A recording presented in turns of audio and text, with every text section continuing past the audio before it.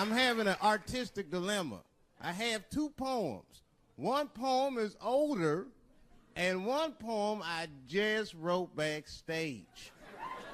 Which one would you like to hear? Wait! How many for the old one? How many for the new one?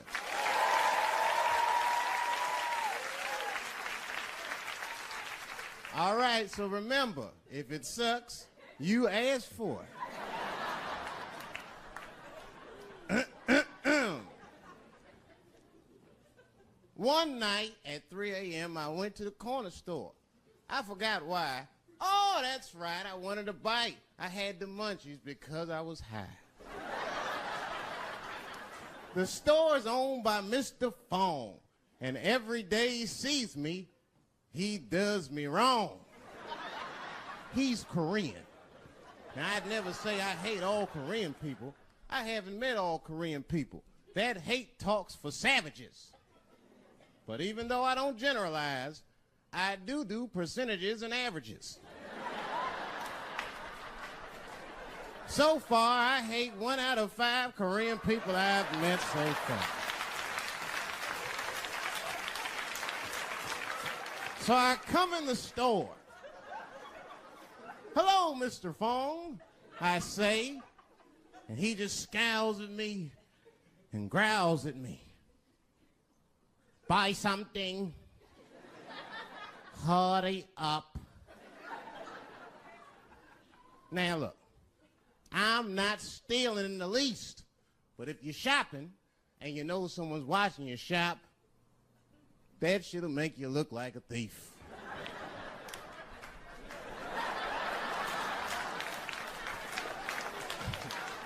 Mr. Fong said, hey, I've been watching you since you came in the door. Buy something now or get out of my store.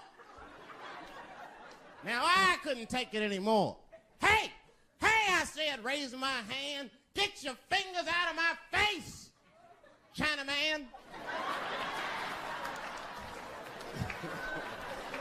Mr. Fong said, hey, what make you think I'm Chinese? You must not know what you're saying. You made a mistake, Brackman. Mr. Fong is Korean. Now, I was wrong. I said, Mr. Fong, I'm sorry to offend by mistaking your race. But you gotta admit, if it was a Chinese look-alike contest, your ass would place. You're a dead ringer for a Chinese. But don't be mad at me. I didn't mean to offend you in the least. You know, some people say all black people look alike. We call those people police. Thank you. I don't deal with jails. Don't deal with jails, and I don't deal with police. My house got robbed in New York. I didn't even call the police. I wanted to, but I couldn't. My crib is too nice. It's not that it's too nice, but it's too nice for me. You know how the police are in New York. Soon as I open the door, they'll be like, oh, he's still here. Open and shut case, Johnson. Apparently, this black guy broke in and hung up pictures of his family everywhere. Never seen anything like it. Don't deal with them, man. I had to bail a friend of mine out of jail one time. You know, that was horrible. I was scared. I had to walk right into the belly of the beast. I tried to look as non-threatening as possible. Hi. I'm here to bail out my buddy. Oh, okay. Well, while you're here, you do fit a description. If you'll walk this way, we can process you. That'd always get us. It's fitting those damn descriptions. Now, I could be bitter and blame all the police, but no. I'll tell you who I blame. It's those sketch artists. They keep drawing the same brother over and over again. Who is this generic man we all look like? I want to know what they say when it's us. You know what I mean? They'd be in that room like, did you get a look? Did you see the guy that tried to rob you? Yes. Yes, I did. He's about 6 feet tall, I'd say. 6 feet tall? Yes. He had his hat on backwards, too. Good. That's good stuff. Hat was on backwards. Yes. He was black? Okay, big lips, big nose, hanging out. Say no more, sir. I'll draw him from memory. You know, let me get my stencil. I think we can trace this guy and save some time. You know why it's easy for me to get along with everybody? Because I'm well-traveled. You wouldn't believe this. I used to live in Ohio for 3 years. Yeah. It was a very small town, lady, 4,500 people. My house was the black neighborhood. Now, I'm going to tell you something. We had a great time. Now, earlier on, I used to get in a lot of trouble. I don't know what it was. I got suspended from junior high school 23 times during February. I was rotten. One time, I got hold of all my teachers' home phone numbers. Well, I feel bad about it now. But at the time, it was hilarious. I started calling in death threats. I called up my English teacher, Mr. Johnson. He was all nice on the phone. Hello? Is this Mr. Johnson? Yes, it is. And who might this be? You're a dead motherfucker. Who is this? Don't worry about that, punk. You're gonna die. Unless you change David Chappelle's grades. I don't know how it caught me, but I guess when you're bad like that, you get a reputation, man. I had like a lot of little friends. My 2 best friends, we're still friends to this day. 2 white guys, real good guys. I took them to the movies in Harlem about a month ago to see a Spike Lee movie. They were in shock. Mouths were hanging open the entire film. These guys had no idea that black people like to talk at the movies. I wasn't saying a word. You know, everybody else was talking. Halfway through the film, they look at me like it was my fault. You know that look they give you? Oh, God. Can't you do something? Like I'm gonna stand up. Brothers, please. Can't you see we have visitors?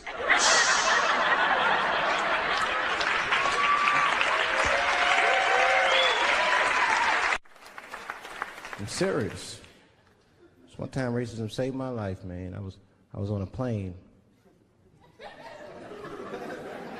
I was coming from overseas, and I don't know how this guy got a machine gun on the plane, but he stood up, man. He said, "Everybody, get on the fucking ground.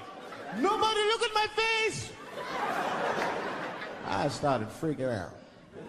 Because he was Chinese, I was like, why is he talking like that?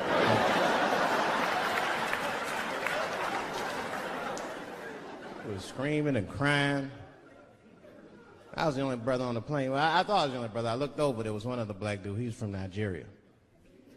I looked over at him, he was looking right in my face, man. He didn't say 2 words to me, he just looked at me, he was like...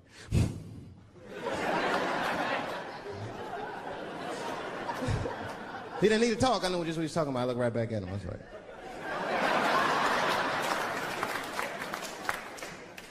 Some white dudes on the front of the plane seen us, they were like, oh my God.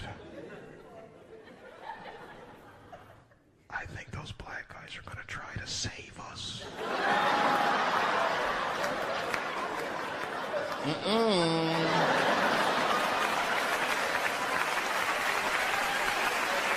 We were just communicating that we understood the situation.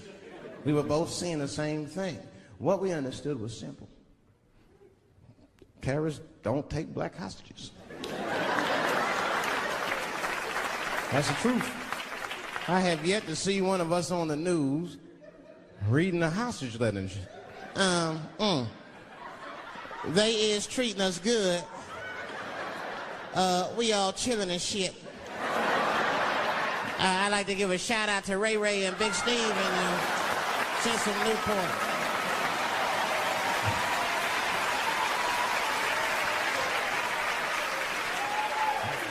You're not gonna see it. Terrorists are smart. They know what they're doing there, you know. They terrorists. They know black people's bad bargaining chips.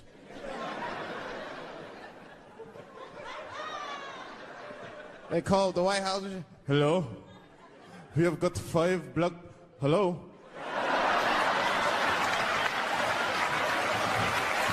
Thank you, thank you, thank you.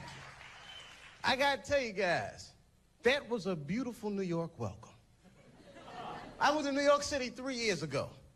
No nice welcomes. I got off the bus at the Port Authority. I was all happy. I said, oh, New York City at last. Damn. This whole bus station stinks. Nah, it'll probably clear up when I get outside. Every 2 blocks, I smell something I never smelled before in my life. Nobody told me black people can't catch cabs in New York. I tried to catch a cab at the Port Authority. A crowd started forming. Everyone just looking at me. He's gonna be disappointed. I was all naive. I just, taxi. Must not have seen me. Taxi. No, Brooklyn. First time I caught a cab on the first try, it scared the hell out of me. I don't know how to feel about it. I just, taxi. You better go ahead.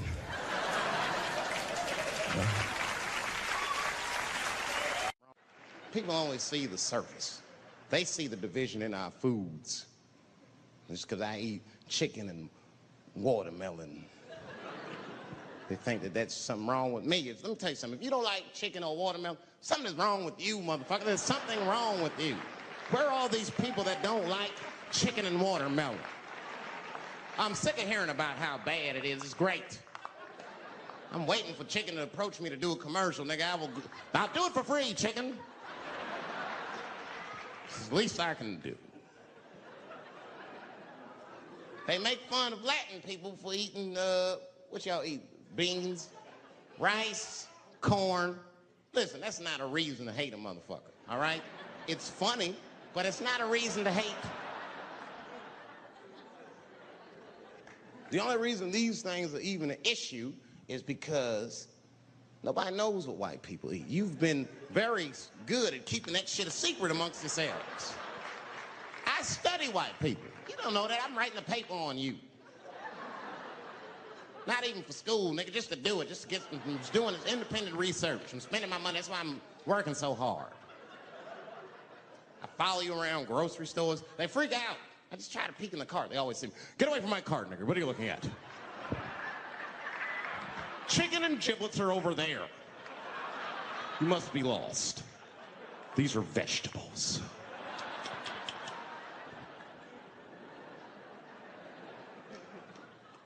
I know what you drink.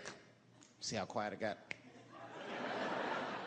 Grape juice. Surprise, motherfuckers, you didn't know I knew about grape juice, did you? Oh, don't play dumb with me. Look at what is it? A lot of black people don't have the privilege of knowing about grape juice because they have grape drink. It's not the same formula that you get. Ain't no vitamins in that shit.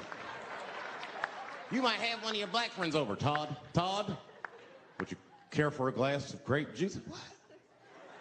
Nigga, what the fuck is juice? I want some grape drink, baby. You know why those bars are so popular now? Is because men don't know how to deal with women in reality. So sometimes we gotta take the fantasy road. The reality of the situation is very grim. Women have made a lot of progress in a short period of time, man. It changed everything. can't deal in relationships anymore. I broke up with my girl. I'm out of Shawshank. I'm free. I don't want to go back. Couldn't even argue with her. You should be able to argue. If you have an issue in a relationship, you should be able to argue that issue out, right? But see, ladies, you got to stick to the fucking issue. You guys take arguments everywhere just to win them. That's why nothing ever gets done. You be arguing about the dishes, baby. Baby, could you wash your dish at least before you put it in the sink? Premature ejaculator? Damn. You know, why you gotta bring that up? I don't even believe in that. I don't. If I come, man, it was right on time. That's what I say. And as far as I'm concerned, I can't come fast enough. I'm sick of being vilified all the time. David, how could you? How could you come? I was fucking. Well, what were you trying to do, huh?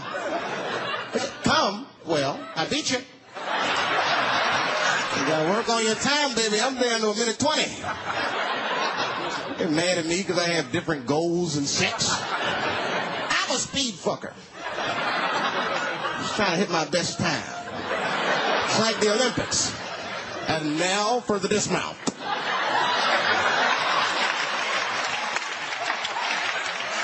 Is anybody in here gay? Get her! No, it's good. I'm totally joking. This is New York. Are you gay for real? Okay, so you know the gay marriage is illegal, right? Why do you think that that's illegal? People suck. I don't know. I don't have a good answer for that. Do you even care about marriage? Yeah, I want to get married. Eventually. It's really to a girl or a guy? Girl. Just checking.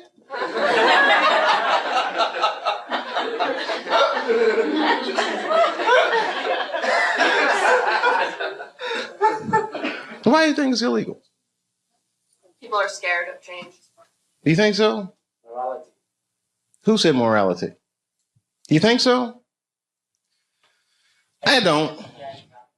Whose morality? Who said big business? She knows what's going on. Huh? Hmm? Yeah? Even gays can get married. They're going to wake up to the reality of problems of marriage just like everybody else. And that's all good and well. You see, here's the thing. No matter what your morality is, it's still a secular society. So even if gay marriage is against my own personal beliefs, I can't necessarily believe a government that would say we don't want to do that for moral purposes. Not while you fucking bombing Iraq like that, or sending motherfuckers to Afghanistan like that. I mean, you can't be hitting me with all this dubious ass morality. They say morality because that's what their constituents need to hear, and because they think that's what their constituents want to hear. But honestly, Bill Clinton said 90% of the shit that people talk about has nothing to do with what the actual job of the president is about. You think the president be sitting around, what time is it, 10 o'clock? Oh, we got that gay meeting. Hey, guys, what are we going to do about that? I mean, they don't give a fuck about it. No, who actually is going to give a fuck? Big business. And I have a whole belief system about that you just don't want to know about.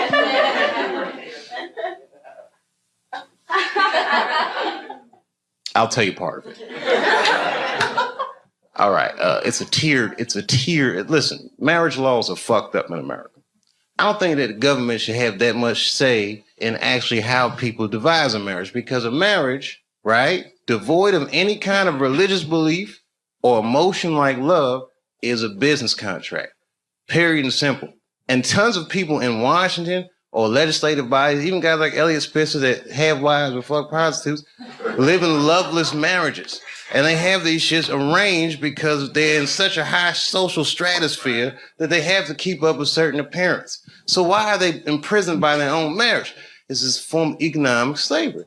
And if you look at the way this shit happens, corporations were made legal in the United States by the 14th Amendment, right? Or 15th Amendment, which freed the slaves. And then under those rights, people said, we want the same rights as those motherfuckers as collective individuals, right? And if you're a collective individual and two collective individuals want to do business with one another. One's masculine, one is feminine. So they define a marriage institution between man and woman. But what if corporations is gay? I'm just saying. What if Aunt Jemima doesn't want to be with Uncle Ben? What if Aunt Jemima wants to do business with Sarah Lee? Well, wait a minute. What if Uncle Ben wants to do business with Mr. Clean? That's all I'm saying.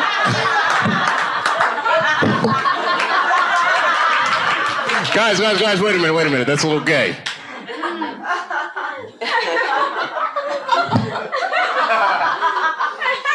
I'm sorry, I thought that was funny. What if Aunt Jemima? I don't think that's what Mr. Clean was. Uncle Ben want to do.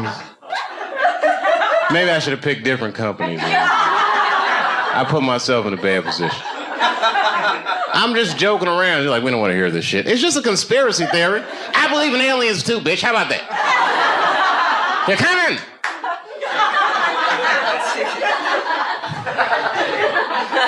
Gay aliens, they're here.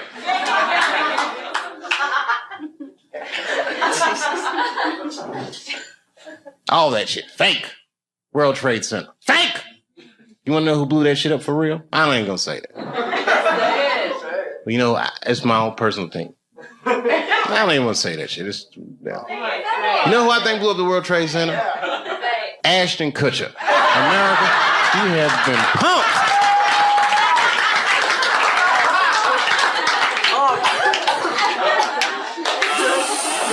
Fake.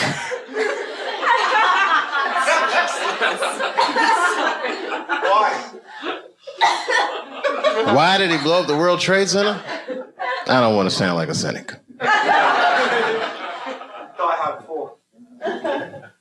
Shit was crazy. I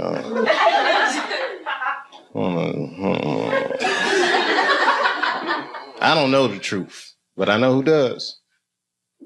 Strippers. They know everything. Does anyone have a cigarette? Yeah. Sure. Good on you, mate. I wish I had it. Your accents are so nice. And I do listen to BBC News. We all listen to the BBC. You're all listening to the BBC. That's what they say all the time. GMT. Oh, every time you say what time it is, it goes GMT. What does that mean? Whose mountain? Greenwich? Oh. It's the center. Oh, okay. Meantime. Greenwich Mean Time. Is that where the phrase mean time comes from? Yeah, baby. Wow, you can tell that your country conquered a lot of shit, man. It's Greenwich Mean Time. I learn shit every day.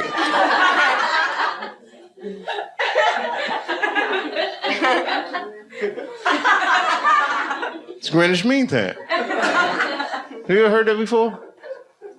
Yeah, bro, you ever heard that before? Yeah, I've heard it. Oh, you're from Ireland, though. Hang on down the middle of London, very much. Greenwich Mean Time? What's so mean about it? It's a time. Oh, okay. Like it's 0 degrees. Okay. You ever seen a guy's mind stretch? I might buy for it. Like in the 24 hours, like 00, like, you know. Oh, I don't do that 24-hour clock shit. I hate that shit. It's 1500 o'clock. 1500. You got moved here, right? Like to make life easy. Got the blocks. No, I don't like that shit. That's when it's good to have them strippers around. Strippers are like the Google of the streets.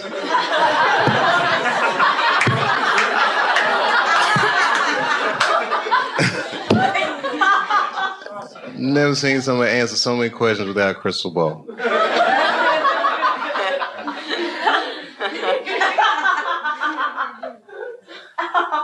It's true, it's amazing. Skill sets.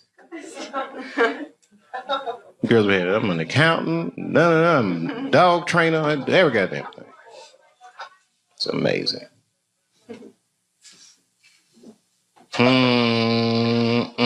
All right, it was something hilarious though. All this shit is depressing.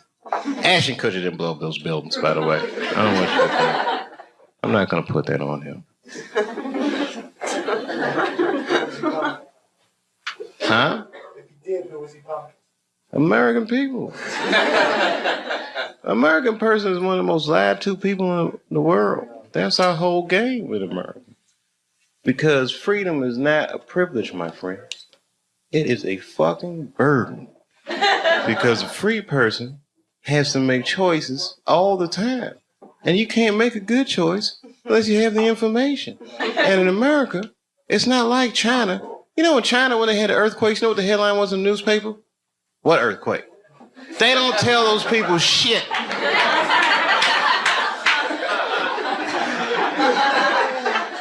In America, they'll tell you every goddamn thing, and then they don't prioritize the information. You got to figure all that shit out for yourself. That's right. The war will be breaking out, and you'll be like, did Michael Jackson fuck them kids?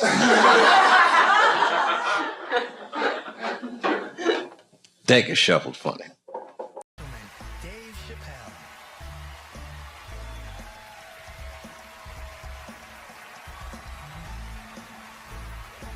Thank you. Oh boy, I'm very nervous. No pressure. During the Civil Rights Movement, I can't read what's on the teleprompter. Some about black America and white America. There's black Americans and there's white Americans. We're all one America. So if you don't mind, this is not live, is it? I imagine whatever I say, you could just edit it out. Let's try it a few ways. Lou, are you in the booth? I am. All right, good.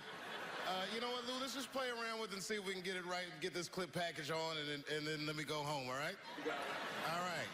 Ready? All right. Count me in. 5, 4, 3, 2, 1. Wu-Tang. I'm just with you, Lou. Let's do it again. We're gonna do it again. We'll get it right. Here we go, Dave. 5, 4, 3, 2. You know, when I was a comedian starting out in Washington, D.C., right here in this city, 1988, I'll never forget this. It was a comedy club owner that banned profanity from his comedy club. He said it offended his audience, and this was a cause of major concern for all the comedians in the circuit. And we all called a meeting, and we had the owners come, and it was the club owners, and it was the comedians. It was the classic labor dispute.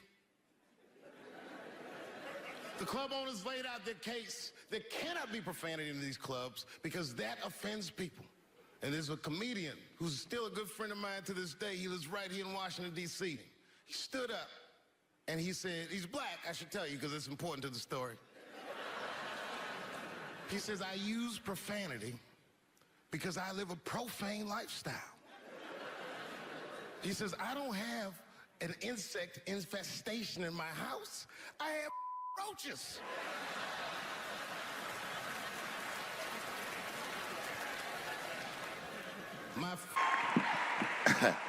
Man, I gotta tell you, when I was sitting here watching what all the other honorees have done with their lives, I started feeling like shit. Like, this is terrible.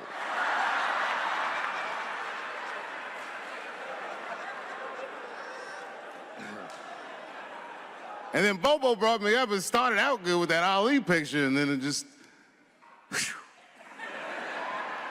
But that coloring book that was in the picture, I know the Ali's are here, that coloring book, my mother has it.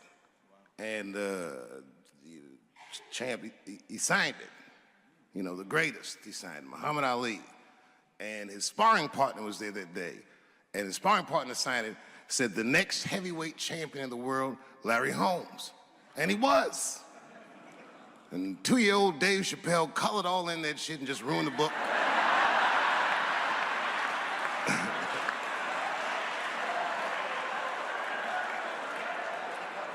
But I remember part of the book that I remember real vividly, because I asked my mother about it when I was a kid. There's a part where there's a picture of Ali throwing his Olympic gold medal into the Ohio River.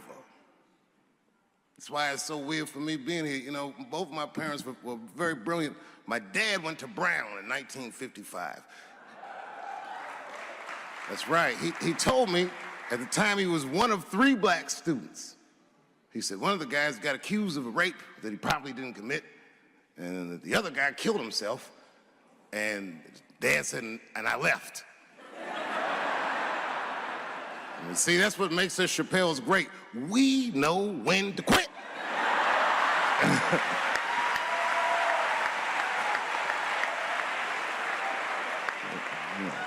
We all just live to fight another day.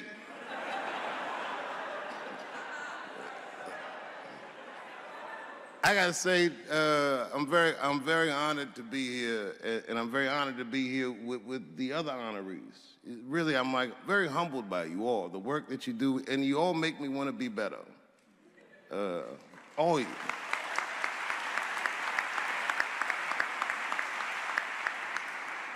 And you know, I was gonna stop doing stand-up for a while because 4 comedy specials in a year is like, that's a lot, you know.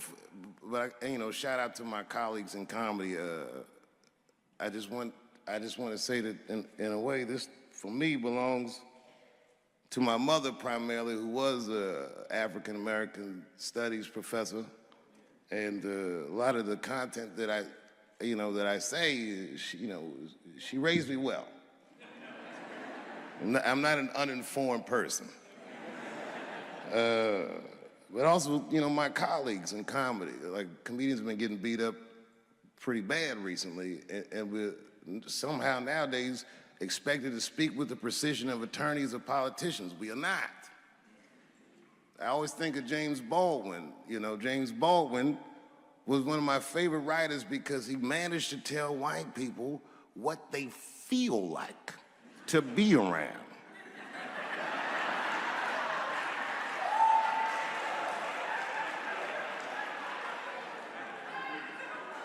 So I ain't gonna hang up my gloves yet. I think I got one more special in me. So to quote Baldwin, God gave Noah the rainbow sign. It's no more water, it's the fire next time. Thank you very much. Boy, this comes as a complete surprise.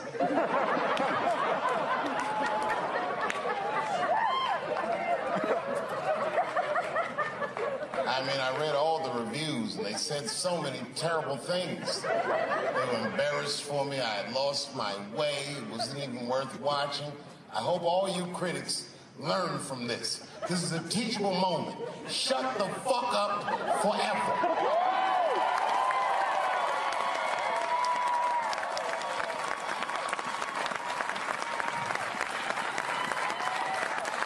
Two in a night. These aren't them. These are the ones I won for the other ones, motherfucker. I would like to thank my editor who was nominated. Unfortunately, he did not win, but I couldn't have been more honored to work with Jeff Urin.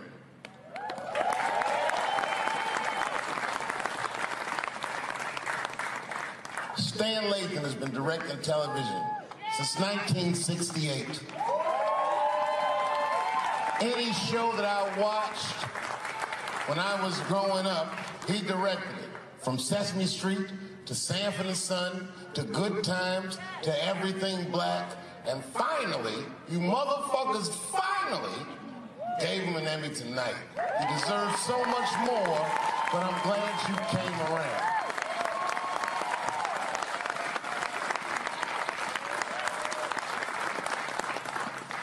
I'd like to shout out all the other nominees tonight.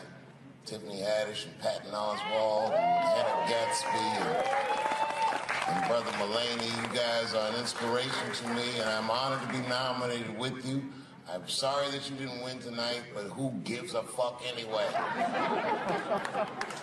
It's a special night because comedy gets to be itself. It's all we've ever wanted. I hope the war is over. We good? And as always, I love to thank my wife, Elaine.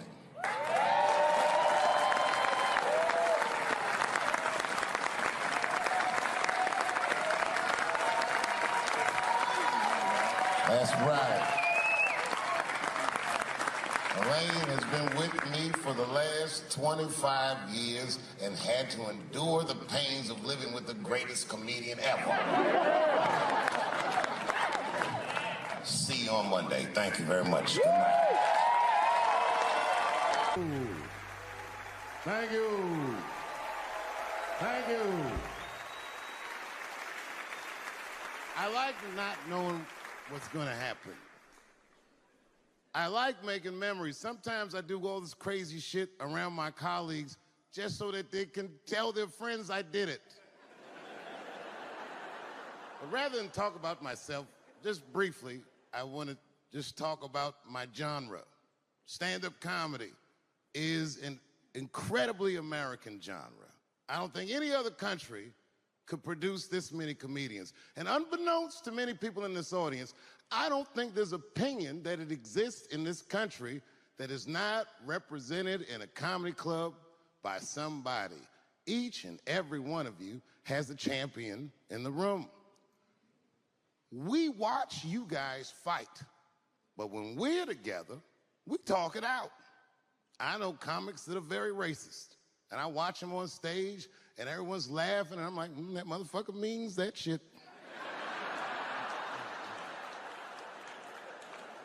Don't get mad at them, don't hate them. We go upstairs and have a beer, and sometimes I even appreciate the artistry that they paint their racist opinions with.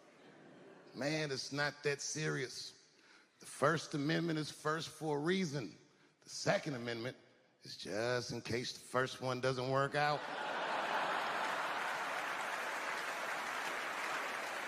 We gotta let some air out of the ball, man. The country's getting a little tight. It doesn't feel like it's ever felt in my lifetime.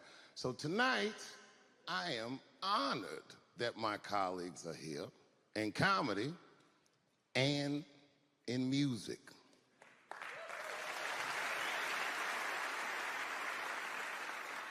And I want everyone in America right now to look at me. Look at me smoking indoors. I didn't ask anybody, I just did it. What are they gonna do? Kick me out before I get the prize? No, nigga, this is called leverage.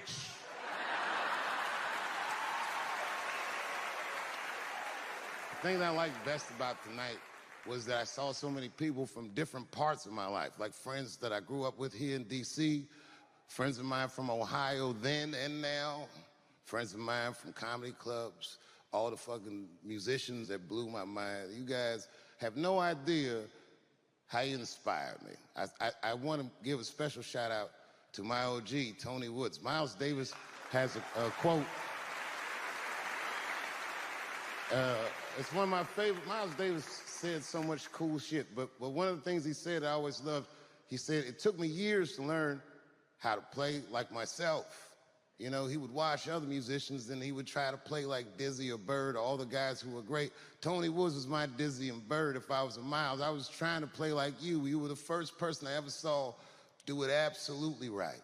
You were fearless and you told the truth. There's something so true about this genre, when done correctly, that I will fight anybody that gets a true practitioner of this art form's way, because I know you're wrong. This is the truth, and you are obstructing it. I'm not talking about the content, I'm talking about the art form. Do you understand? Do we have an agreement? And what I really wanted to say tonight, and I'm glad I get the platform to do it, I'm gay. I am gay, and I can't wait to see what this does for my career, being gay like this. So many special shout outs. One of the main architects of the comeback of the century, my brother and my mentor, the mighty Stan Lathan.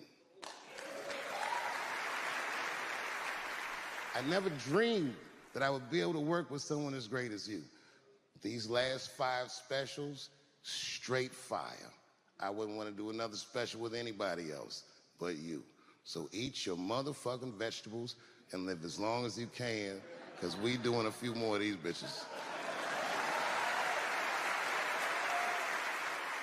Neil Brennan, your speech made me cry because it reminded me of all those hard days of work and all that money I never got for it. The other real special shout out I gotta make, because none of this would have been possible on any level without this person, is my mother. Mom. My mother. Mom. You have no idea what I put this woman through. If you had just given birth to me, that would have been more than enough. But the fact that she raised me and raised me well, we had a real oral tradition in our house. I knew the word griot when I was a little boy. A griot was a person in Africa who was charged with keeping the stories of the village. Everyone would tell a griot the stories, and they would remember them all so that they could tell future generations. And when they got old, they'd tell them to someone else. And they say in Africa, when a griot dies, it's like a library was burnt down. And my mother used to tell me, before I ever thought about doing comedy, she said, you should be a griot. And she'd fill me with every story of black life. You know, she's educated in African-American studies, and she would let me understand the context that I was being raised in, that I'm being raised in a hostile environment that I have to tame. By the time I was 14 years old, I was in nightclubs, mastering an adult world. It was terrifying. The crack epidemic was going on, and my mother would hear gunshots outside and be scared to death. Maybe it's my son. But early in my career, if you remember, Mom, you used to sit in the club with me. She'd do a full day of work. You'd be back there falling asleep, just waiting for me to go on. She would watch my show every night. Do you know how long that car ride is home?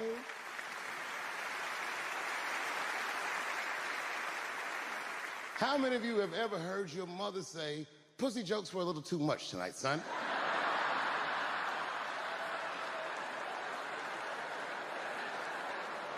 I was a soft kid. I was sensitive, I'd cry easy, and I would be scared to fist fight. And my mother used to tell me this thing, I don't even know if you remember, but you said this to me more than once. You said, son, sometimes you have to be a lion so you can be the lamb you really are. I talk this shit like a lion. I'm not afraid of any of you. When it comes word to word, I will gab with the best of them, just so I can chill and be me. And that's why I love my art form, because I understand every practitioner of it. Whether I agree with them or not, I know where they're coming from. They want to be heard. They got something to say. There's something they notice. They just want to be understood. Love this genre. It saved my life. So tonight, Mom, I would like to honor you in a very special way that I cannot do on my own. But because now I'm a man with great and influential friends, I'd like to ask my man Thundercat to come out on the stage. Thundercat, the Mighty Most Def. Washington, D.C., thank you very much for giving me a home and a place to start. Today is officially Dave Chappelle Day in Washington, D.C. The mayor declared it last night. So, in the future, on Dave Chappelle Day, I ask everyone who wishes to celebrate it to make one incredible memory for themselves and or somebody else. Thank you very much. Good night. Thank you. You know, I speak for a living, and I'm a little nervous today. I wanted to say thank you, Mr. President, and thank you, Bishop Green, and thank everyone at Allen University for hosting me today, because it feels special, right? When I think of this great-grandfather that I've heard about in my life, but never actually touched his legacy.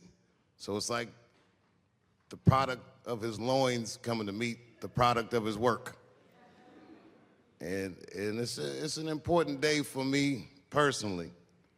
And I know a lot of you guys are students, and I just want to tell you I'm the first person in my family to not go to college.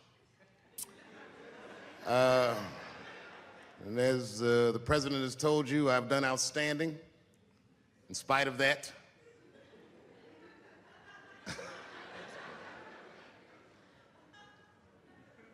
But one thing I did want to say, and one thing today just made me think about, For all the things that I've done, I'm most renowned for what I didn't do. I've made decisions in my career that a lot of people have called insane. 2004, had a $50 million deal on the table, and in a crisis of conscience, flipped the table over and walked away. Went to South Africa. Everyone said I was running away from the money. That is not true. In fact, I still want that money.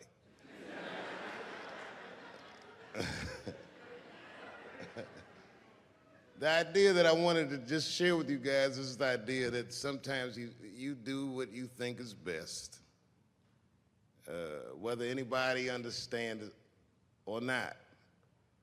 I heard a story about my father where someone told me he used to do statistics for a company in D.C. The company he did statistics for started doing business with the South African government, so he quit his job. It's caused a lot of problems between him and his wife. It's hard for a man when he can't provide for his family the way he wants to, and he suffered through it. And a generation later, when I had my crisis of conscience, I was able to go to a free South Africa and get away from the heat. This idea that what you do in your lifetime informs the generations that comes after you is something I keep thinking about, something that is so much bigger than just ourselves. And today I'm standing in front of you guys, and I know you guys are like, oh, I know you're bored. But I see family of mine in the front row some who I've never met, and I just realize how all of us are connected. That my great-grandfather built something more substantial than buildings. He built a community, and he built, more importantly than a community, he built a way. You know, so I'm very grateful. Very grateful. Hello, police. I just saw him saying, you know what I mean? He's standing over like, so this is what black people talk about.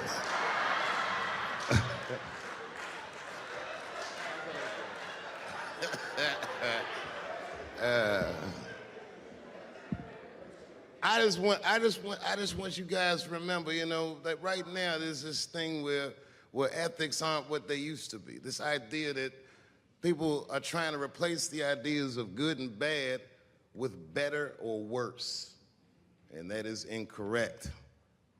You gotta keep your ethics intact because good and bad is a compass that helps you find the way. And a person that only does what's better or worse is the easiest type of person to control. They are a mouse in a maze that just finds the cheese.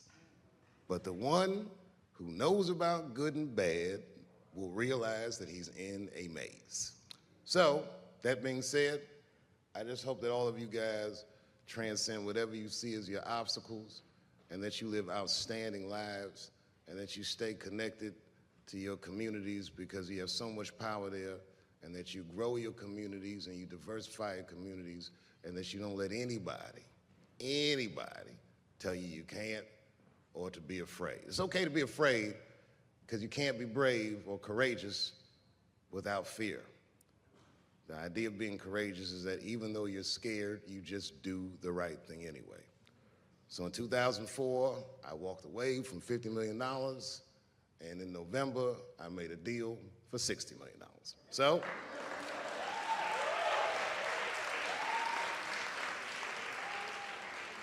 although I am not the most famous comedian of my time, I would like to know what their great-grandfathers did.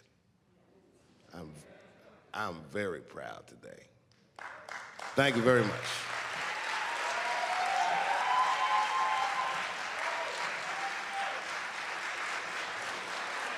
Everyone in LA for a wonderful week. Been great here. You know what? It's been 10 years since the last time I played Los Angeles, if you can imagine. I know, I've been gone for a very long time.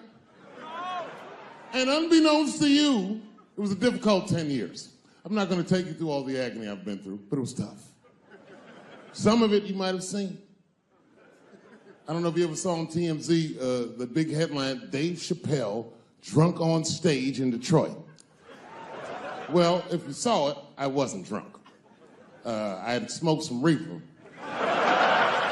with some rappers.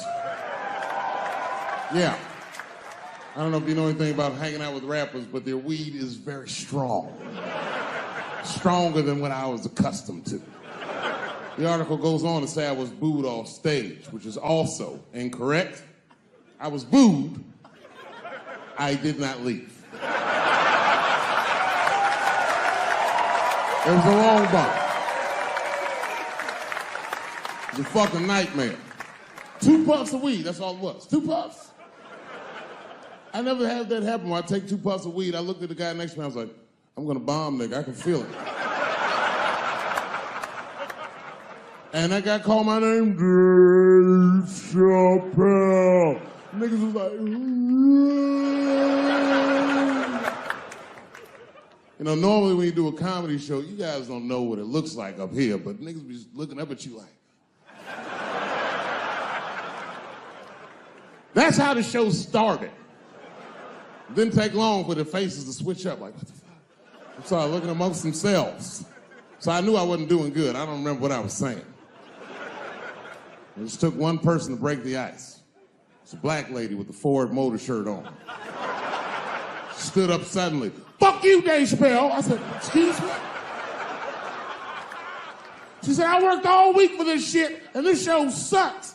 And in a weird act of racial harmony, a conservative white guy stood up and backed her up. Yeah! The whole crowd band together and started chanting, we want our money back. We want our money back. I said, oh shit. I snapped out of it. Good people of Detroit, hear me. Hear me now. You will never get your fucking money back. Fuck that. I said, I'm like Evel Knievel. I get paid for the attempt. I didn't promise this shit would be good. Boo, they said, fuck you. This went on for a long time. And then after the show, I felt so bad, I took half of the money from the show, thousands of dollars. I said, I'm gonna give this to charity. You know what I did? I bought $25,000 worth of bubble gum and drove around Detroit and handed it out to the homeless so they could chew it and still be hungry.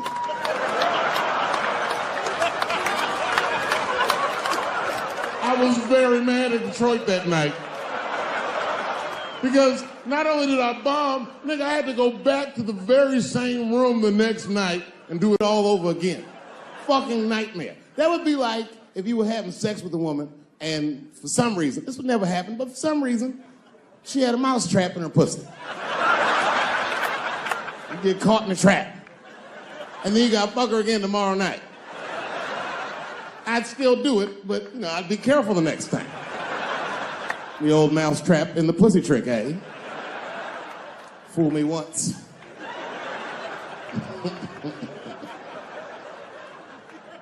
Yeah, it was a tough time. And I wanted to give up sometimes. I almost did give up, but then right before I gave up, I decided not to. But I made the call. They answered the phone. Hello? Dancing with the Stars. I said, not yet. Not yet. Yeah. Oh, if you see me on that shit, it's over. Trust me. My spirit is broken. If you see me waiting for them judges,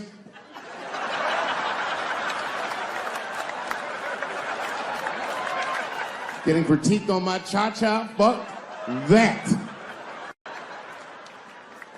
I've been hanging out. I haven't been working in LA, but I come out here and hang out and shit. I was out here a few weeks ago. I almost got arrested.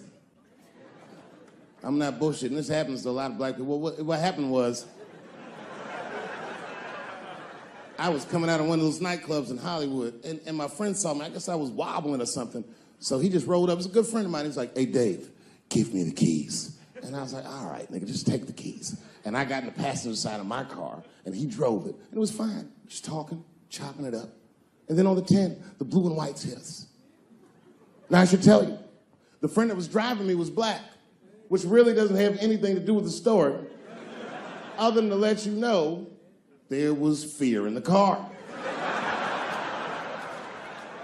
Not my fear. I'm black, but I'm also Dave Chappelle. So I figured, you know, shit'll probably be fine.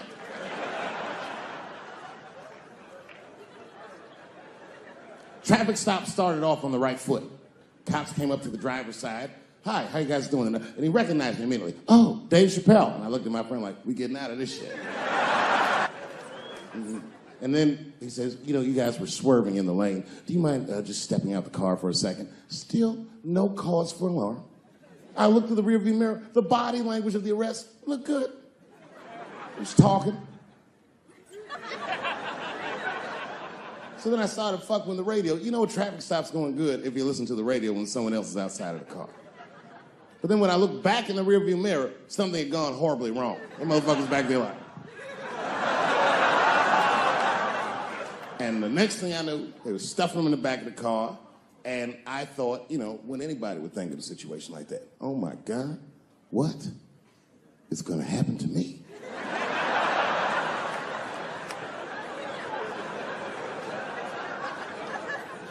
And the police walked up to the window.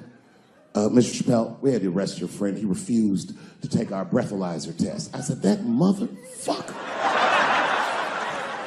Not complying, that's odd. So, officer, what's gonna happen to me? Well, you're fine. We're just gonna have to ask you to step out of the car so we can impound the vehicle and we'll arrange for you to have a ride home. I said, oh, well, nah, I would rather you just give me the keys. They said, Mr. Chappelle, I mean, your friend already told us he's your designated driver. We can't look good. And then suddenly the shit turned into Vegas. He was like, I'll let you blow for it. I said, excuse me? He said, if you blow on my breathalyzer. I said, oh, nigga, I thought you was trying to get your dick sucked.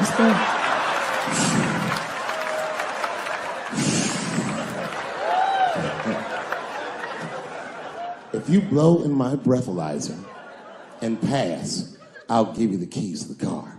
I said, Set him up, nigga, let's play. And I blew in that thing, and it made a noise. I said, uh-oh. And he looked at it and he said, oh, well, Mr. Chappelle, I guess you're free to go. I said, I am. I didn't know that thing didn't pick up weed. I drove home on a 30 miles an hour. Yeah, no, it all worked out. It all worked out. I'm one of the lucky ones. It doesn't work out that well for everybody.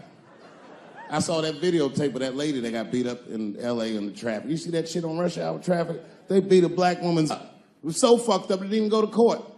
The city of L.A. just gave that woman $1.5 million for her pain and suffering. That is not bad, considering that's the same amount of money that Marcos Maidana made to fight Floyd Mayweather the second time. And this woman obviously hasn't trained a day in her life. You can see it on the tape. She didn't come to fight. Her guards were low. She was taking a lot of shots. I am not saying that to say that trans women aren't women. I am just saying that those pussies that they got, you know what I mean? I'm not saying it's not pussy, but that's like beyond pussy or impossible pussy. You know what I mean? It tastes like pussy, but that's not quite what it is it? It's not blood, that's beet juice.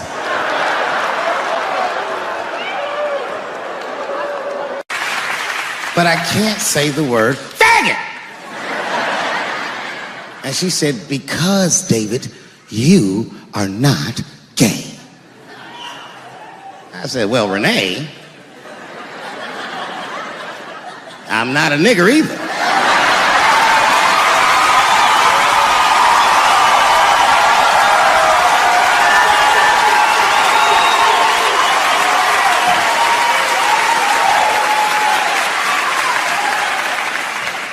But you see, what I didn't realize at the time and what Kevin had to learn the hard way is we were breaking an unwritten and unspoken rule of show business. And if I say it, you'll know that I'm telling you the truth. The rule is that no matter what you do in your artistic expression, you are never, ever allowed to upset the alphabet people. You know who I mean. Those people that took 20% of the alphabet for themselves. I'd say the letters, but I don't want to conjure their anger. It's too late now. I'm talking about them L's and them B's and them G's and the T's. People be surprised. I have friends, all kinds of letters. Everybody loves me and I love everybody.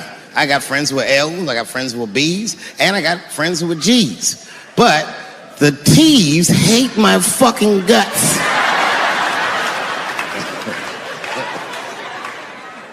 And I don't blame them. It's not their fault, it's mine. I can't stop telling jokes about these niggas. I don't want to write these jokes, but I just can't stop.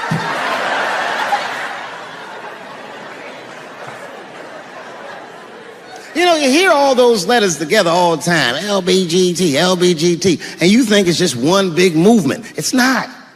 All those letters are their own movement. They just travel in the same car together. And my guess is,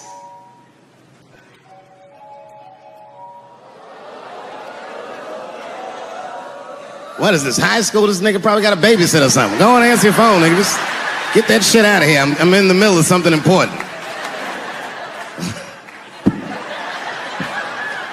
Wouldn't it be funny if we made fun of him? He's like, and he went outside like, hello? Mama's dead. Oh no! Mama's dead.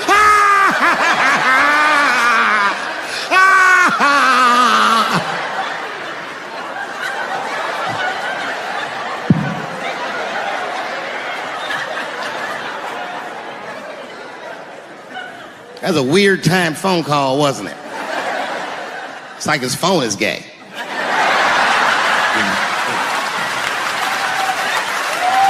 But motherfuckers are just taking it too far. I don't know why or how everybody got this goddamn sensitive. You know who hates me the most? The transgender community. Yo, yeah, these motherfuckers. I mean, I didn't realize how bad it was. These motherfuckers are really mad about that last Netflix special.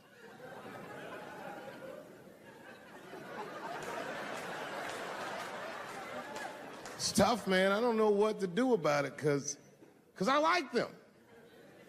I always have. Never had a problem with them. You know, just fucking around. As a matter of fact, I think I make fun of everybody. And I mean, as a group of people, they have to admit, it's kind of fucking hilarious, man. I'm sorry, bro. It's like, I've never seen somebody in such a hilarious predicament not have a sense of humor about it. They're born feeling like there's something other than they're born as, and that's kind of funny, you know? I mean, it's funny if it's not happening to you. It's like that white black bitch that's in the news all the time. Rachel Dolezal. She's a white woman, but then she dressed up like a nigga and shot her way up to the very top of blackness. And I always wanted to meet her just so I could understand. I just wanted to like have dinner with her so I could just look in her eyes and call her a nigger to her face. The fuck is that bitch talking about? I identify black. That is trans talk, lady. Stop biting. Stop biting. There's a big difference between her and a trans. The difference between her and a trans is I believe transgenders. I don't understand them either, but I know they mean what they say. Them niggas cut their dicks off. That's all the proof I need. I've never seen somebody just throw their dick away. Don't need it.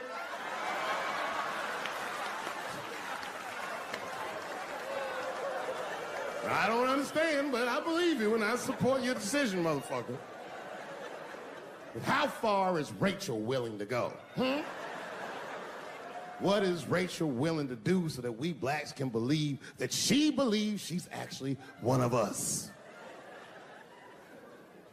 Bitch, are you willing to put a lien on your house? Invest in a mixtape that probably won't work out?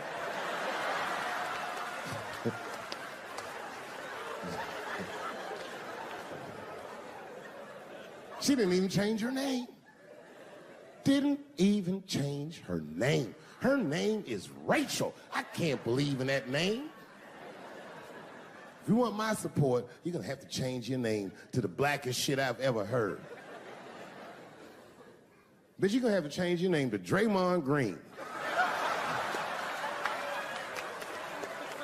I don't know a blacker name than that.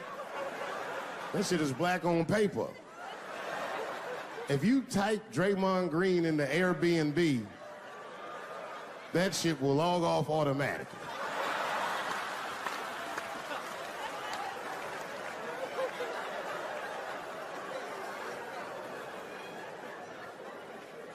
Yeah, people get mad, bro.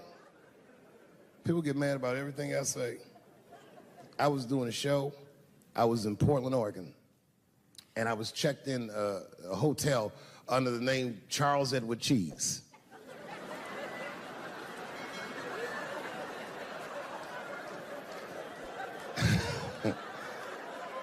I came back, and there was a note. It was like a letter on my desk. It was addressed to Mr. Cheese. So obviously, I'm going to assume that whoever wrote this letter must be an intimate friend of mine. This is not some kind of name that a person would just guess. But then I open the letter, and it turns out I don't know this person at all. It's a fan letter. You know, I'm not even used to the idea that I have fans, but I'm grateful for it. And even though I'm grateful for fans, I don't read those letters. Be nice if I did, but realistically, it's like, what am I, Santa Claus, nigga? I don't have time for this. Like, got shit I want to do. I'm trying to chill. Read all these dreams and wishes from strangers. But I read it. I'd already opened it. So I just read the whole letter. And you know what, man? Whoever wrote this letter truly loves me. I mean, they were really fucking nice in the letter. And then they described to me what it was like to come to the show, how excited they were, how much fun they were having. And then they said that when I got to my jokes about transgenders, that they were, quote, devastated. Because it turns out that whoever wrote the letter was transgender. Now, I'm going to be real for a second. You got to understand, I never feel bad about anything I say up here.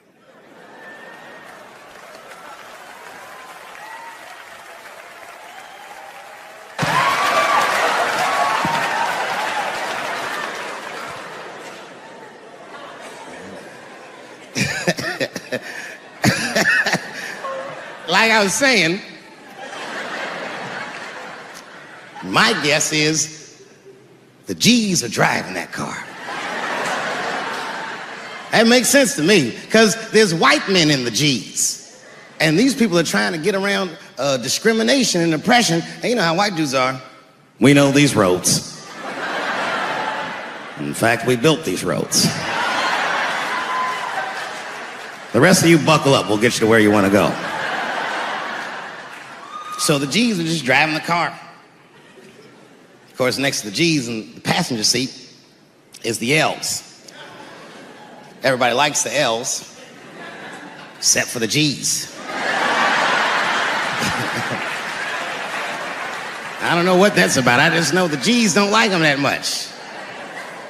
And the G's always say like little subliminal digs on them. It's unnecessary shit. It's not mean, but you know what I mean? They just be like, I wouldn't wear that. The only thing that breaks the tension between the L's and the G's are the B's in the back seat. That's right, there you go. Everybody scream out when you hear your letter.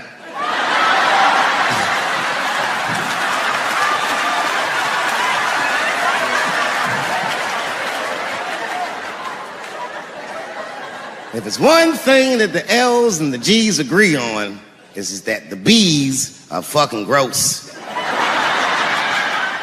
They seem greedy to the L's and the G's, you know what I mean? They're just sitting in the back seat like, yeah, man, I'll fuck anybody in this car. What's going on, man?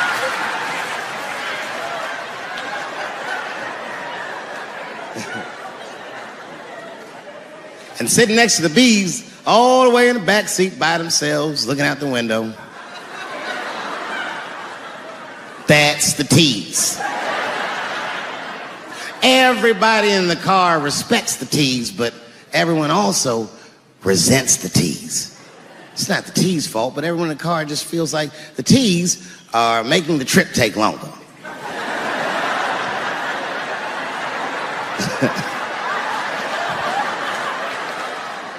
Anything the T's say gets on everybody's nerves. And then the T's don't even say anything bad. They just be in the back talking to themselves. I'm hot. Shut up. Shut the fuck up, okay? Just roll the window down, you bitch. I don't know what you...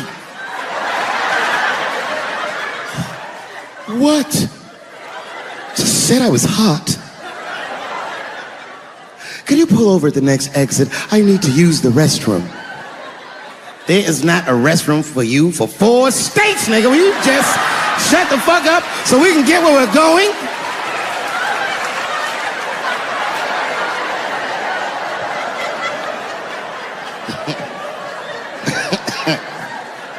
And just when that car can't get any more tense, the cues are a hitchhiker that they pick up on the road. Some white dude in booty shorts is walking down the freeway.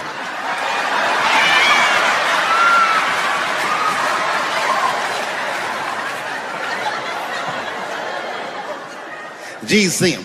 That guy might be one of us. Hey, are you okay? Need some help? And he come over there with them booty shorts leaning on the window. Hey, what's going on, fellas? Lady? Whatever pronoun makes you feel comfortable in the back.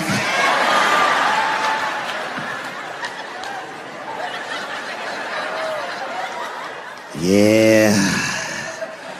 I don't really know where I'm going. I don't know if I'm gay or I'm straight or whatever.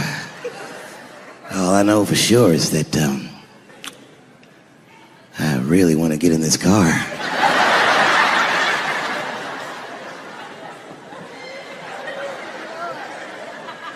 And they make him get in and sit in between the B's and the T's. I feel bad for T's, but they're so confusing. And it's not all my fault. I feel like they need to take some responsibility for my jokes. Because I didn't come up with this idea on my own. This idea that a person can be born in the wrong body. But they have to admit, that's a fucking hilarious predicament. It's really fucking funny. If it happened to me, you'd laugh, wouldn't you? That wouldn't be funny if it happened to me? I think it would be. What if it did? What if I was Chinese, but born in this nigga body? That's not funny.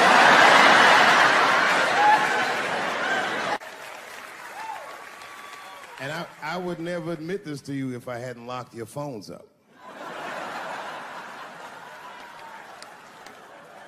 But it was the weirdest thing. Like when I read this letter, this shit made me feel bad. I didn't feel bad about what I said, you understand? I felt bad that I made somebody else feel bad. To be honest, I don't even know what I said that upset that person. I have so many transgender jokes.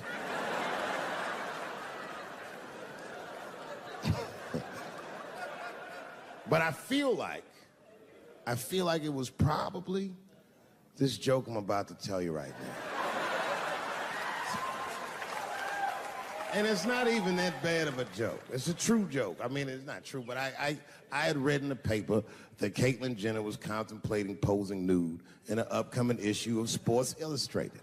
And I know it's not politically correct to say these things, so I just figured, fuck it, I'll say it for everybody else. Yuck. Oh, sometimes I just want to read some stats. I don't know why you're gonna cram some man pussy in the middle of the sports page like this. I just didn't think that was the place for it. But I wasn't saying anything like Caitlyn Jenner's a bad person. I'm not mad at her for doing it. Not even mad at Sports Illustrated. If I'm mad at somebody, I'm probably just mad at myself. You understand? Because deep down, I know that I am not strong enough to not look at those pictures.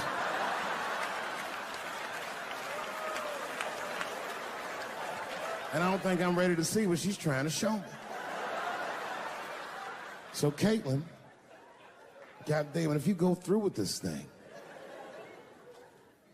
bitch, you better go hard or go home. I want you to go all the way. Hustler style. Do you know what hustler style means, miss? That means spread the lips.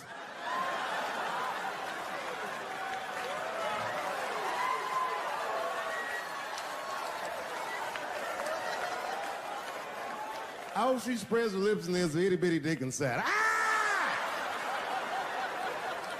The show is behind the curtains.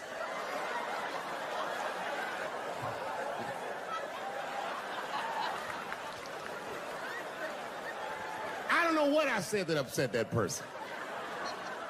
But I'm gonna tell you something. When I read that letter, and the moments after I read it, I did something that many black men in America do not have the time or the money to do. I thought about how I felt.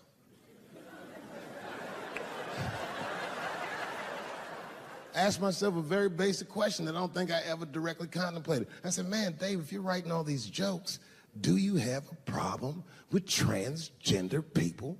And the answer is absolutely not. The fuck do you guys think I am?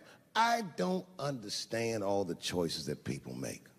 But I do understand that life is hard and that those types of choices do not disqualify you from a life with dignity and happiness and safety in it.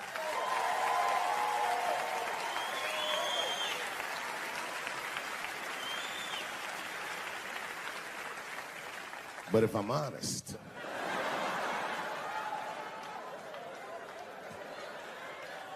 my problem has never been with transgender people.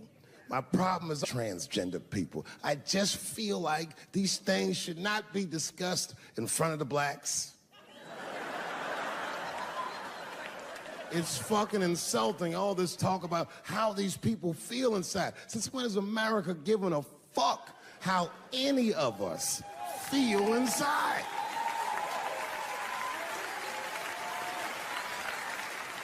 And I cannot shake this awful suspicion that the only reason everybody is talking about transgenders is because white men want to do it. That's right. I just said that. If it was just women that felt that way, or black dudes and Mexican dudes being like, hey, y'all, we feel like girls inside, they'd be like, shut up, nigger. No one asked you how you felt. Come on, everybody, we have strawberries to pick. It reeks of white privilege. You never asked yourself why it was easier for Bruce Jenner to change his gender than it was for Cassius Clay to change his fucking name?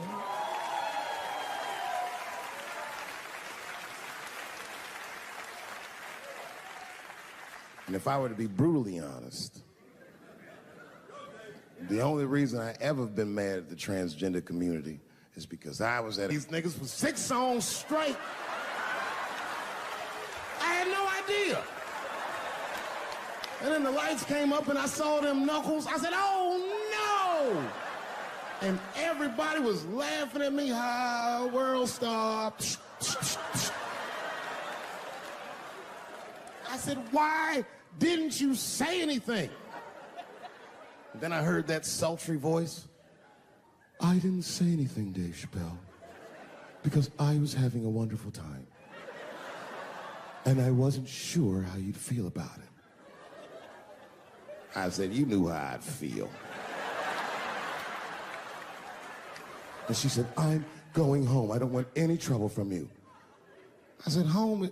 It's only 2 songs left. I mean, we might as well finish the night. And we ended up having breakfast together. Oh, grow up. That doesn't make me gay. I just titty fucked her. His titties are as real as any titties in L.A. It's 2 o'clock in the morning. I was just borrowing a little friction from a stranger. Whoops.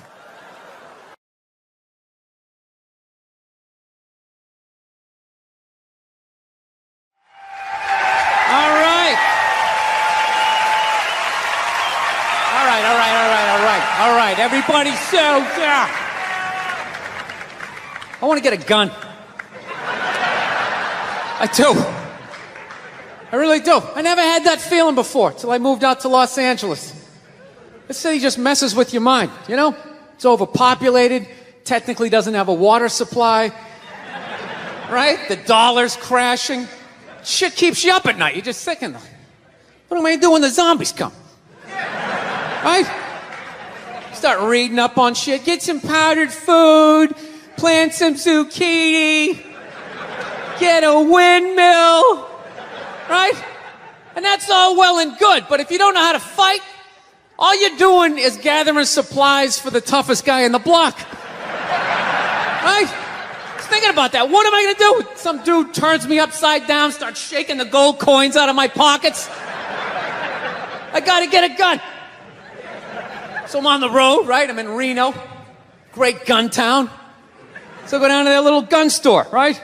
Come walking in, there's some redneck there. I'm like, hey man, I want to get a gun. He's like, I hear you. What you looking for? What you want? Mossberg, over under, 357 Magnum, right? Starts rattling off all this gibberish, right? I don't know shit. I'm trying to play it off. I feel like a bitch because I don't know anything about guns. So I was like, what do I do here? Ah, hell, I'm going to go with honesty. I go, look, dude, I don't know anything about guns.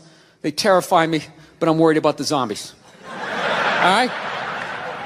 Dude's just like, you need a shotgun. You need a shotgun, man. It's got a good spread. It's easy to load, doesn't have a lot of working parts, got a good spread. He kept saying that. It's got a good spread. I'm like, what does that mean? He goes, well, it means you ain't got to be that accurate. It's got a good spread. Further away you are, the more shit you hit. It's got a good spread. In fact, you got a problem over here, you ain't even got to look. You just turn, wow, that's it. You ain't got a problem over here anymore. Anything that was even remotely a problem ain't there anymore. Trust me. And then these people here, they saw what you just did here. You ain't got a problem here either. Feel me? 90 degrees taken care of right there. One shot. These people get smart, flip it over. Wow, that's it. It's got a good spread. So I'm like laughing my ass off. I'm like, dude, look, I just want to shoot the guy. I don't have to do a bunch of drywall work, you know? Reframe my diploma, get my parakeet another friend, you know? I just want to shoot the guy. So I'm like, you know, how about one of these pistols? So he does like that classic, like that redneck trailing off thing, like, you want a pistol? Go ahead, get a pistol. What do I know? I just been here 20 years. You know? Get a shiny one, right? So I was like, dude, what's wrong with getting a pistol? He goes, I'll tell you what, buddy. Because life ain't a movie. You feel me? I'm like, no. Can you please stop speaking in these backwoods riddles? Can you just say what you're saying? I told you I don't know shit about guns. Come on, do me a solid here. He goes, well, look, you ever watch a movie? Guy go, blah, blah, blah. He kills 3 people. Real life, man, you miss. You miss all the fucking time. You miss enough times, man, you're empty. You might as well just be standing there with a big stapler in your hand. Then what you gonna do? I was like, well, fuck it. Let's get the shotgun. So he's all ready to box the thing up, and then I'm like, wait a minute. I live with my girl. I can't just show up with a shotgun, right? That's not some shit you can just come home with. If I found this stool on the side of the road, I can come home with this. Look at it. We can refinish it. We can carve our initials in it. We can have a good time, right? You can't just show up with a shotgun. Hey, I got it for us, right? One barrel for you, one for me? No. So she kiboshes the whole thing. Till the other night, somebody broke into our car sitting in the driveway. Starts fucking with her head, right? So she starts reading up on guns, you know? She's reading too much, because now she wants to get one, but she's just like, well, I heard you got to keep the bullets in the safe, keep the stock in the garage. And then what? I run around the house and assemble it. There's some dudes chasing me with an axe. You know, even thinking this thing through, sweetheart. Just running around. Where's the scope? It's in the living room. He's in the living room. No, we're getting this thing. I want that fucking thing loaded right on the bedroom wall, right there. I'll put that thing in my jam sleeves, just like that. There's no other point. That's funny though when you talk about getting a gun. You know, people like they either totally for it or completely against it. You know, they either go nuts and start screaming, right? Or they start throwing out those stats. Yeah, actually, you increase your chances of getting shot by 80% the second you get a gun in the house. Really? What, because I'm going to load it and shower with it? Like, The fuck? I know it's dangerous. You get a pool in your backyard, you immediately increase your odds of drowning in your backyard, right? You couldn't do that before. Now you step on a rake, in you go. No, I'm telling you. I don't buy in any of that shit. Stats are so fucking stupid. You know? Not that they're stupid, it's the way people apply them. You already have your mind made up, and then you go to I'mRight.com, and you start memorizing a bunch of shit, and then you just throw it up at people. This guy tried to get me to go scuba diving. I go, I'm not going, I don't want to get eaten by a shark. He's like, well, actually, 90% of shark attacks actually happen in shallow water. It's like, no shit, that's where the people are. Now, it's called the beach. 90% of people are frolicking along the coastline. It's like there's people swimming to Europe. Let's go to Iceland, you pussies! Right? I don't know.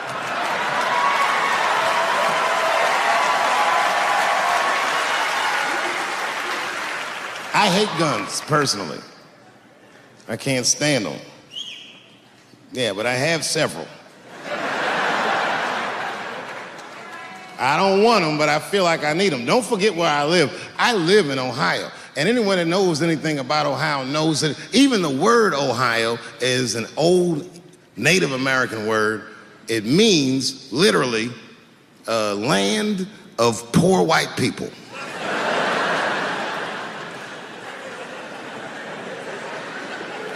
And I don't know what's going on down here, but in my experience, poor white people love, and I mean they fucking love, heroin. They can't seem to get enough of it. I didn't even know what I was looking at first. I was just driving like, why are all these white people so sleepy out here? These things.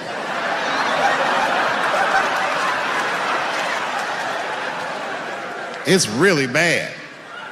As a matter of fact, I was coming out of a nightclub the other night in Dayton, and I'd parked my car in the alley, and no one was out there. I didn't have no bodyguards or nothing. I was home. I figured everything was fine.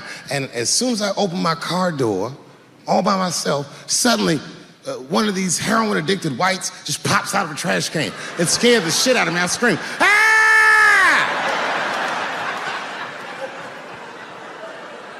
And then I realized it was a woman. She was fucked up. She's like, hey, man, relax, okay? I'm sick, all right? I need some drugs, man. Please, I'll suck your dick for $5, man. I was like, ugh. 2.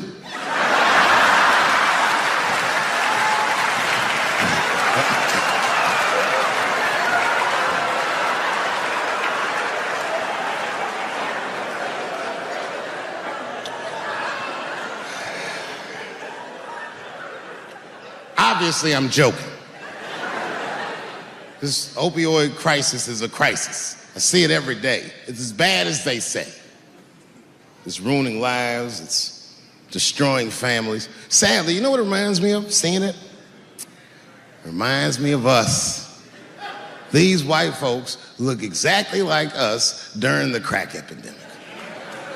You know, it's really crazy to see. And all this shit they talk about on the news about how divided the nation is, I don't believe it. I feel like nowadays we're getting a real good look at each other. It's wild because I even have insight into how the white community must have felt watching the black community go through the scourge of crack. Because I don't care either. Hang in there, whites. Just say no. What's so hard about that?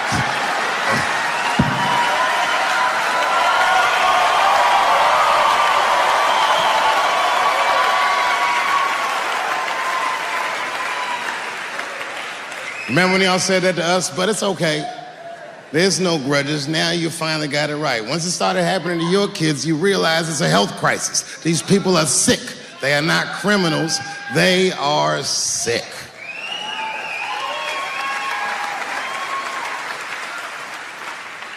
Be that as it may, I'm armed to the teeth.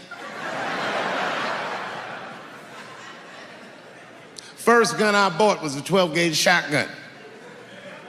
I didn't want the gun. Remember, though, I'd moved to a farm, and I was sitting there on the porch, and I see a white dude walking across my property, entitled, like he's supposed to be there. He had a rifle over his shoulder, too. Ain't that a bitch? I said, what the fuck is this guy doing on my property? I was mad as shit, but I was unarmed. So I ended up just waving to this motherfucker like a bitch. I was just like...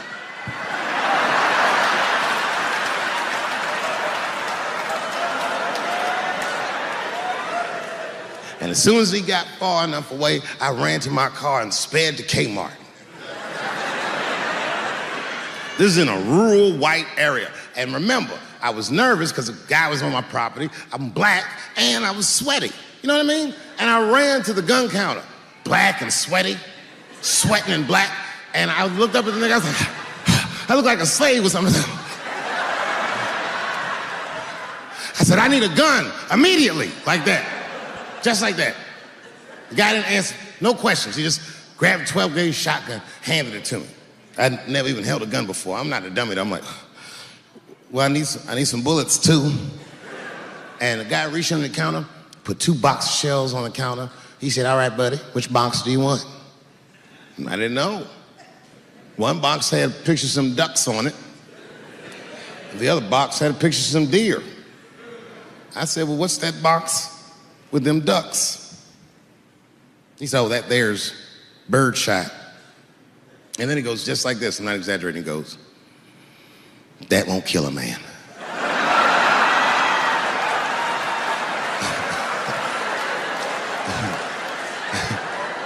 He said, it'll just pepper him up nicely. I said, what the fuck? Pepper? You know what it means to pepper a motherfucker up? It means that when the shell explodes, hot BBs will shoot out of the barrel of the gun, not killing a motherfucker, but penetrating their skin and shallow flesh. Boy, that's gotta hurt. Hot BBs? Ha, ha! Remember when Dick Cheney shot a motherfucker in the face and he lived? That was birdshot. I said, well, what's that box with the deer on it? He goes, oh, that there's buckshot. That'll put a hole in the goddamn truck if you wanted to. But I didn't know that if you're defending your home with a shotgun, the formula dictates that you're supposed to buy both boxes. This was not a formula that I was familiar with. It goes like this. The 6 shots in a 12-gauge shotgun, so when you load the gun, you load it like this. First shot, bird shot. Next shot, buckshot. Bird shot, and then after that, gun's Jamaican. Buckshot, buckshot, buckshot.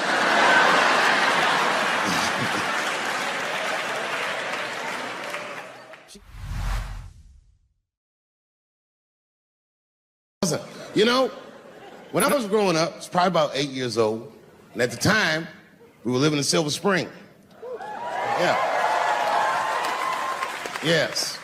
Common misconception about me in D.C., a lot of people think I'm from the hood. That's not true. But I never bothered to correct anybody because I wanted the streets to embrace me. As a matter of fact, I kept it up as a ruse. Like sometimes I'll hang out with rappers like Nas and them, and these motherfuckers will start talking about the projects. Yo, it was wild in the PJs, yo. And I'll be like, word, nigga, word. But I don't know. I have no idea. My parents did just well enough so that I could grow up poor around white people.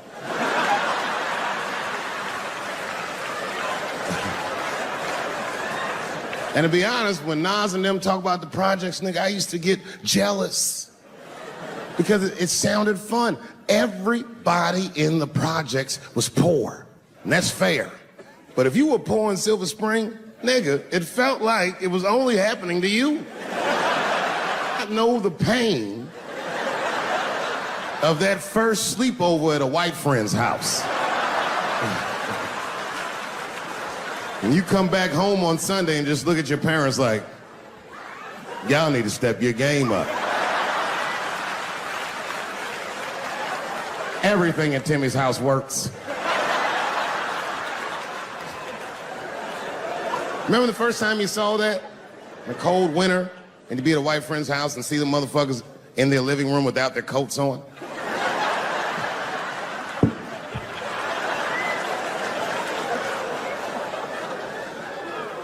Timmy was one of my first white friends, like, in my life, man. He's a good dude, too. He moved to Silver Spring from Utah, of all places.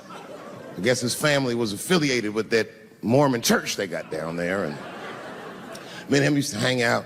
And one day I was at his house, we were just hanging out, and Timmy says, "Dave, why don't you stay for dinner tonight?" I said, "Oh, man, I'd love to, but I can't. If I'm not home before dark, my mother will kill me." That was a lie. My mother had several jobs. I hadn't seen her in like 3 or 4 days. At that point in my life, it was my experience that white dinner wasn't delicious.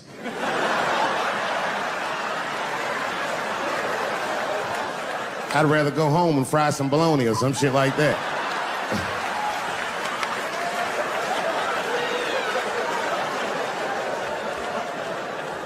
But then old Timmy threw me a curveball I wasn't expecting. He said, "Oh, it's too bad you can't stay, Dave, because Mom made stovetop stuffing." I said, "What the fuck, stovetop?" "Well, hold on, nigga. Let me make some phone calls real quick." I had seen that commercial so many times. I had dreamt of getting my hands on some of that stovetop stuffing. And finally, I met a motherfucker that actually had a box of stovetop in the house. I couldn't miss this opportunity, so I pretended to call my mother. And then I came back and I said, Timmy, you're not gonna believe this great news. Mom said I can stay." And he said, "Fantastic." He said, "Why don't you come with me and we'll help set the table and then we can say the blessing." I had no interest in setting this motherfucker's table or saying these crazy-ass Mormon prayers. I just wanted that goddamn stuffing. My hands first. My plan was simple. Wash my hands slowly, and by the time I'm done, the table will be set, the blessing will be said, and all that there will be left to do is eat. Went to the bathroom. I washed my hands very slowly. I must have been in there for about 10 minutes. And suddenly, one of his mothers came to the door.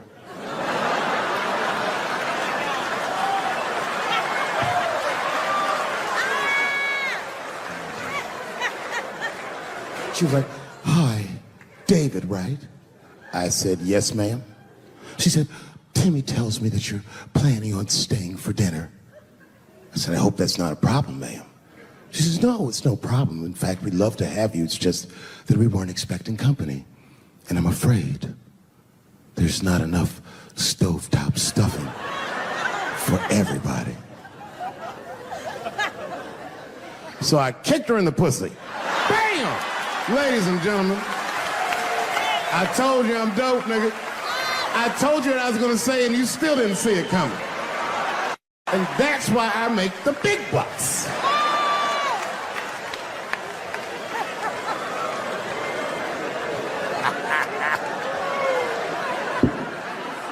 Oh my God. But there's a more important reason that I would stop doing comedy right now. And this reason is the real reason that's been percolating, and it really is the crowd, not you. I'm talking about the crowd on the big stage. It's too hard to entertain a country whose ears are so brittle. Motherfuckers are so sensitive, the whole country is turned into bitch-ass niggas.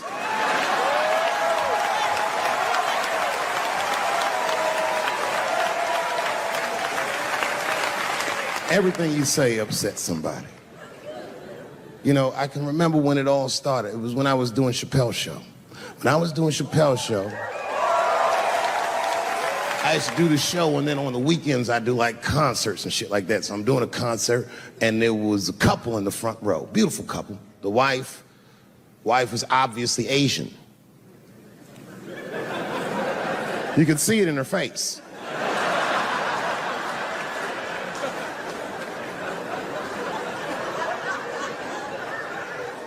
The husband, this motherfucker was mysterious, to say the least.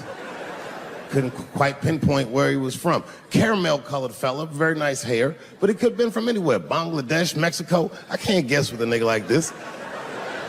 All I knew for sure about this guy is that his wife was a bitch. I could see that in her face, too. No, he was laughing and having a good time, and she was scowling at me at a goddamn comedy show. I couldn't figure it out. And then I realized at some point that she was pregnant, and I was smoking on stage. I said, oh my God, that's probably why she's mad. So I started to put my cigarette out, but then she hit me with one of them fake non-smoker calls. So I just kept smoking. I thought to myself, bitch, that babe will be fine, relax. And I tried to break the tension. I just asked her. That's all I said. I go, hey, where are you guys from anyway? And I could tell that she was on to me. She goes, very condescendingly, she says, I'm from California. If you're asking my ethnicity, I am Chinese. He was like, I'm Mexican, bro. I said, well, I'm sorry if I offended you by asking, but you're a very beautiful couple. And miss, there's no question that you're going to give birth to the hardest working baby this world has ever seen.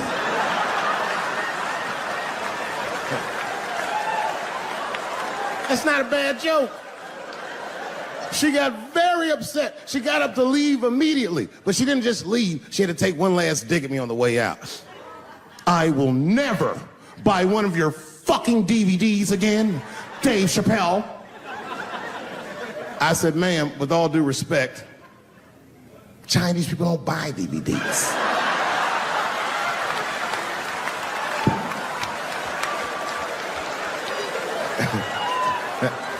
And the crowd went crazy. We were all laughing, having a good time. I didn't even think anything of it. And then just 3 days later, this lady sends a fucking letter to my promoter telling him not to book me for shows anymore because I was, quote, racist, and I'm quoting her, insensitive to the nature of my interracial marriage. I was like, oh, word, bitch, I was.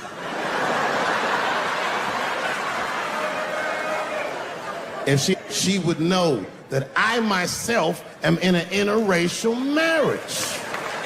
That's right. In fact, my wife is Asian too.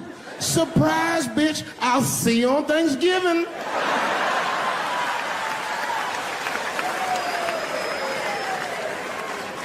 But my wife's not Chinese. She's Filipino. That's right. And our kids are Puerto Rican somehow, so there you go. But I don't give a fuck about interracial marriage. In fact, you know what? My mother is half white. A lot of people don't know that. Well, all right, you were a little too excited, but okay.